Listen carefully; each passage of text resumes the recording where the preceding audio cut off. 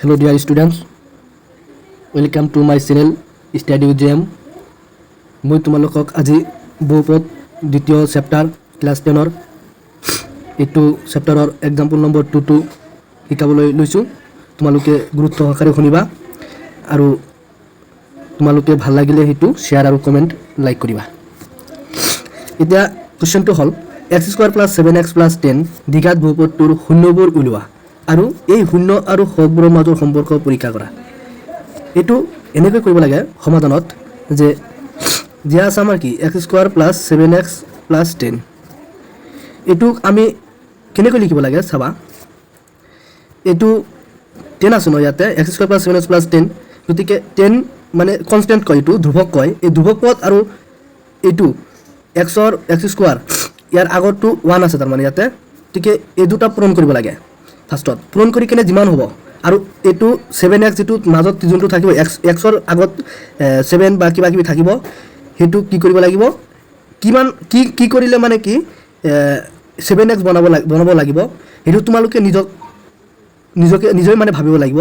এইটো চাবা এনেকৈ x² প্লাছ আমি এই দুটা আগতে পূৰণ কৰিম 10 × 1 10 হ'ল, গতিকে 10 আমি 7x কেনেকৈ বনাম চাবা। 7x 2 পূৰণ 5 গতিকে কি হ'ল 2 × 5 = 10 হ'ল, গতিকে 2x আমি যদি 5x দুটা একলগ কৰোঁ গতিকে 7x হ'ল, মানে এইটো এনেকৈ পাই গ'লোঁ তাৰমানে। গতিকে আমি x² + 2x + 5x + 10 এনেকৈ আনিব লাগিব।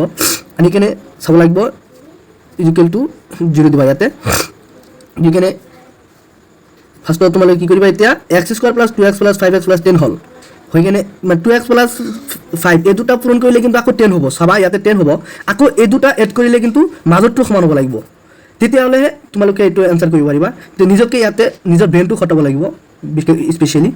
গতিকে ইয়াৰ পৰা আমি কি x² + 2x গতিকে এই দুটাত ফাৰ্ষ্টত আমি ভাবিব লাগিব এই দুটা, তাৰপিছত এই দুটা ভাবিব ল'বা এক্সট্ৰাকৈ, মানে জাষ্ট এইটো কোনেও নকয় এনেকৈ, কিন্তু দুটা এক্সট্ৰাকৈ ভাবিবা তোমালোকে। ভাবাৰ পিছত তোমালোকে কি কৰিবা, এই দুটাৰ মাজত আমি কি কৰোঁ x ইয়াতো x এই দুটা কমন ল'ব আৰু জেনেৰেলি কমন ল'ব আৰু তোমালোকে ভাবা এইটো কমন ল'ব পাৰোঁ। গতিকে আমি x যদি x² পৰা যদি x2 কমন লওঁ মানে কি হ'ল x হ'ল, মানে x পূৰণ x কি হ'ব x² হ'ব।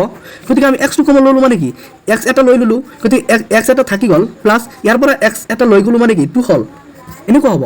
চাবা প্লাছ ইয়াতে প্লাছ আছে মানে কি প্লাছ দিব লাগিব আমাৰ।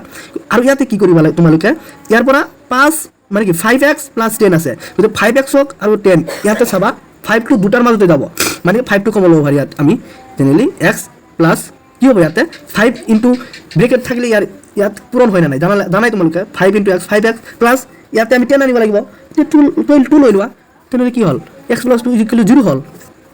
গতিকে তোমালোকে এটা কাম কৰা, তেতিয়াহ'লে x + 2 আছে না ইয়াত আছে কমন, গতিকে x + 2 কমন লৈ লোৱা। আকৌ তোমালোকে এইটো পূৰণ কৰি এইটো চাবা x + 5 এইটো এক্সট্ৰা আছে মানে কি x + 5 হৈ গ'ল = কি হ'ল 0 হ'ল। এতিয়া আমি শূন্য উলিয়াব লাগে, শূন্য উলিওৱাৰ কাৰণে x + 2 = 0 এটা বহাই ল'লোঁ, আকৌ x + 5 = 0 এটা বহাই ল'লোঁ। এতিয়া চোৱা x = আমি 2টো ইকুৱেলৰ ইফালে লৈ আলোঁ মানে কি ইয়াতে মাইনাছ হৈ গ'ল, আকৌ x = -5 হৈ গ'ল। এইটোতো বুজি পাইছা। গতিকে ইয়াতে আমি কি কৰিলোঁ, এতিয়া প্ৰমাণ কৰিলোঁ মানে উলিয়ালোঁ দ্বিঘাত বহুপদটোৰ শূন্যবোৰ আমি উলিয়ালোঁ। আৰু এতিয়া কৈছে এই শূন্য আৰু সহগবোৰৰ মাজৰ সম্পৰ্ক। গতিকে আমি প্ৰথমতে যোনটো উলিয়ালোঁ শূন্য দুটাৰ সমষ্টি কৰিব লাগিব, তাৰপিছত আমি শূন্য দুটাৰ গুণফল মানে কি দুটাৰ পূৰণফল কৰিব লাগিব। গতিকে আমি শূন্য দুটাৰ এই দুটা শূন্য বুলি কয়, গতিকে এই শূন্য দুটাৰ প্ৰথমতে যোগফল কৰিম। গতিকে শূন্য দুটাৰ সমষ্টি বুলি ক'বা যোগফল, আৰু এই সমষ্টি একেই শূন্য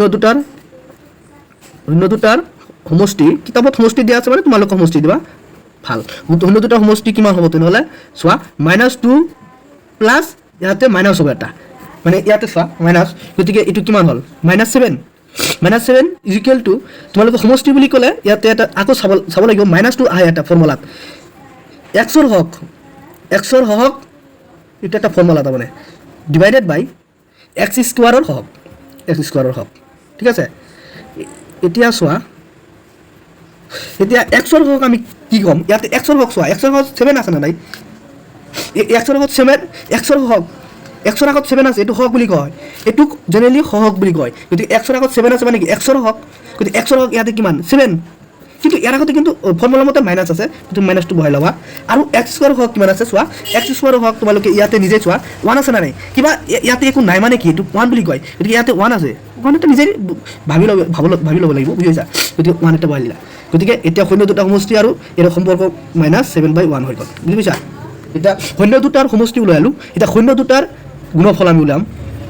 শূন্য দুটাৰ গুণফল এনেকুৱা, শূন্য দুটাৰ গুণফল ইকুৱেল টু এই দুটা পূৰণ কৰিলে কিমান হ'ব? -2 × -5 পূৰণ কৰিলে কিমান হ'ব তোমালোকে কোৱা? ইকুৱেল টু 10 হ'ব, নিশ্চয় তোমালোকে জানা। আৰু ইয়াৰ এটা ফৰ্মুলা আছে, তোমালোকে এইটো সদায় মনত ৰাখিবা, ধ্ৰুৱক পথ, হা, ধ্ৰুৱক পথ বাই x স্কোৱাৰ হওক, ধ্ৰুৱক পথ বাই x স্কোৱাৰৰ হওক, বুজি পাইছা? গতিকে ইয়াতে চোৱা ধ্ৰুৱক পথ মানে কি? কনষ্টেণ্ট। ইয়াতে কনষ্টেণ্টটো কোনটো আছে চোৱা, 10টো আছে নহয়, ইয়াতে 10 কনষ্টেণ্ট বুলি কয়, এইটো জেনেৰেলি এইটো কনষ্টেণ্ট। কিমান নাই মানে কি? এক্স বা এক্স স্কোৱাৰ এইবিলাক একো নাই, ইয়াৰ পিছত একো নাই মানে কি? এইটো কনষ্টেণ্ট, ধ্ৰুৱক পথ বুলি কয়। তেনেহ'লে ইয়াত ধ্ৰুৱক পথ কিমান? 10, তোমালোকে নিশ্চয় জানা 10। আৰু এক্স স্কোৱাৰ হওক তোমালোকে আগতে পাইছা, এক্স স্কোৱাৰ হওক 1, এইটোৱে আমাৰ প্ৰমাণ কৰা হ'ল, বুজি পাইছা? Thank U.